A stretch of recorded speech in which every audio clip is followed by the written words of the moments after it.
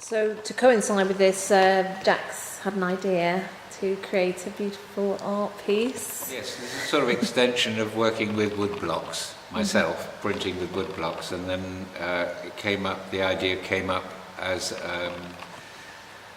a way of bringing attention to what I consider to be one of the kind of fundamental necessities for the globe, is that we have we rebuild our organs, as it were. In this case, the tree providing us with oxygen and taking up carbon dioxide. So, and I felt as though it was necessary to kind of step up and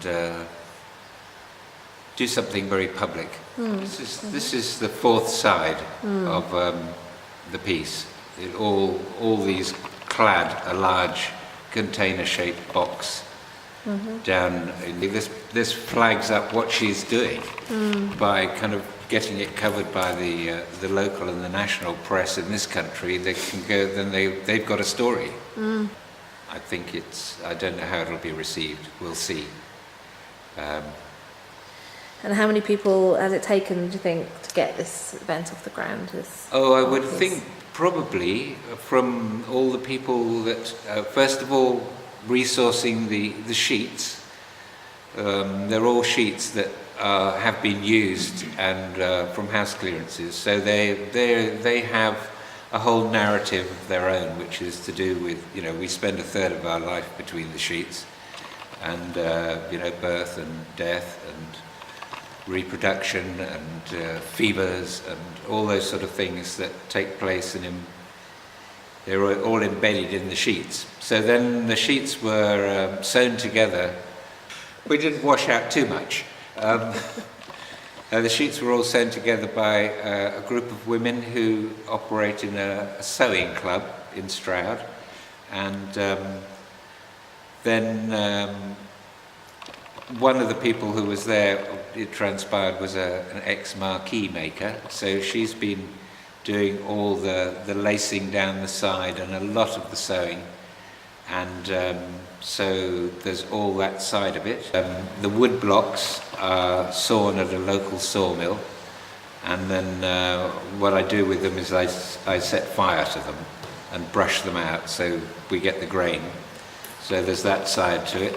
Those are all supplied locally from trees actually that had been lying around in the wood yard and weren't going to be used for any other commercial purpose, because as you can see from some of the printing, it's very spalted and rotten.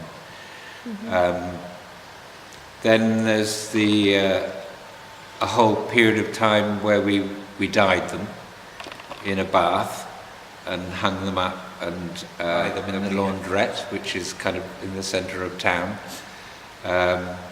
And then after that, they were stretched out in not just here, but in 2 other places and printed.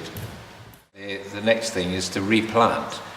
And there are various people who have been planting trees for some time, and some of them have planted millions of trees. And a lot of them have been in countries which have been denuded of their trees, but where the kind of objection levels are, people on the ground, they don't have necessarily any legal representation, and so it's changing people's attitude towards the plant world, and without the plant world we wouldn't be here. The trees are always coming to our aid, and now that the zeitgeist amongst scientists and naturalists is that there's a whole communication system going on between plants and the whole mycorrhizal network beneath the ground, is that we need to see, we may not be able to understand it, but we need to be able to kind of begin to appreciate that there's a whole ecostructure that, without our interference, is there to enable nature to carry on and provide for us.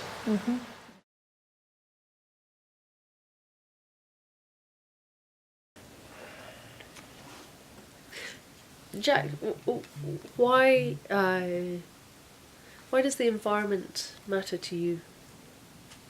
I don't think I'd be here if it wasn't for the environment, really. Okay. I mean, I'm sort of immersed. Here I am living in the woods. I can't get away from it. It's my bane and my blessing. It's an ongoing kind of struggle to deal with the environment, the process, if you like. Yeah. But what it does is it affords you lots of information, and it gives you kind of insight into interdependency. Yeah. And also what's happening in the environment.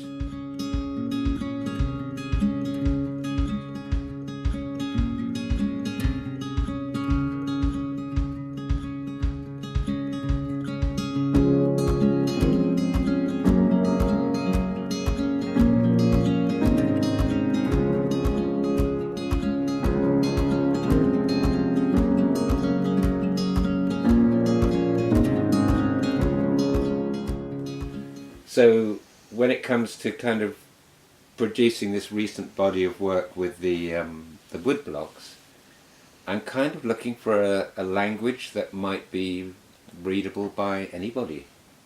And the kind of technique, as far as I'm concerned, doesn't matter what your subject matter is with art. If you can make something that resonates on some kind of aesthetic level, some people call it beauty, doesn't matter what you call it, but some aesthetic level, then you've got some dialogue going on, and perhaps in the case of these woodblocks, I can come up with a language that people can relate to, even if it just appears to be decorative on the surface.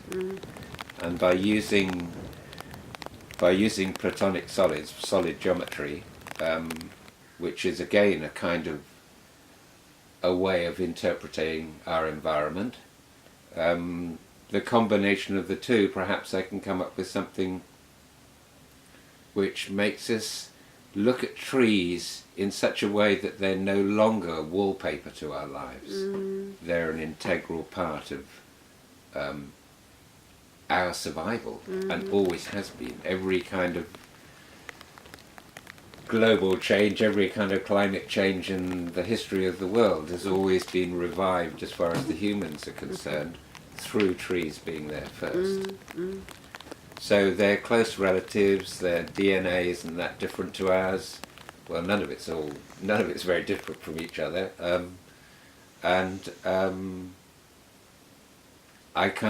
I never know what's going to come out of each printing. I kind of knew what came out of the printing for this particular project because I was making words, but usually it's images, and some of them work, as far as I'm concerned. Some of them don't. That's the case with my life. Some of it works, some of it doesn't. That's probably the same with all trees. Some work, some don't work. Yeah. So it's I don't know how else to put it, really. That's beautifully put.